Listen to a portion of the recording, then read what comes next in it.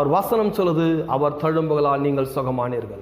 அவர் வசனம் சொல்லுது, அப்பத்தையும் தண்ணீரையும் ஆசீர்வதித்து வியாதியை ஒன்றை விட்டு விலக்குவார், உன் ஆயுஷ் நாட்களை பூர்ணப்படுத்துவார்னு சொல்லுது. அப்போ சுகம் என் சரீரத்தில் இல்லாமல் இருக்கலாம், ஆனால் வேத வசனம் சொல்லுது என் ஆயுஷ் நாள் பூர்ணமாக இருக்கும். வேத வசனம் சொல்லுது எனக்கு என் அப்பத்தை தண்ணீரும் ஆசீர்வதிப்பான்னு சொல்லப்பட்டது.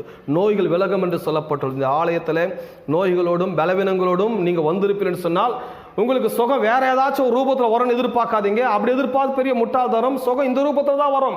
எந்த ரூபத்தில் தான் வரும்? வேத வார்த்தையின் ரூபத்தில் தான் வருகிறது. இந்த வேத வார்த்தை மேல் நீங்கள் வைக்கின்ற விசுவாசத்தின் மூலமாக மட்டும்தான் உங்களுக்கு சுகம் உண்டாகும். அப்போ வேற எந்த குறித்து நீங்கள் கலங்காம பேசாம உங்கள் சுகத்துக்காக உங்களுடைய ஆரோக்கியத்துக்காக நீங்கள் வசனத்தை நம்ப ஆரம்பிங்கள். எதோ நம்புறீங்க?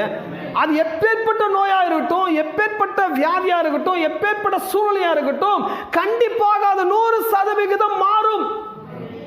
அப்படி நான்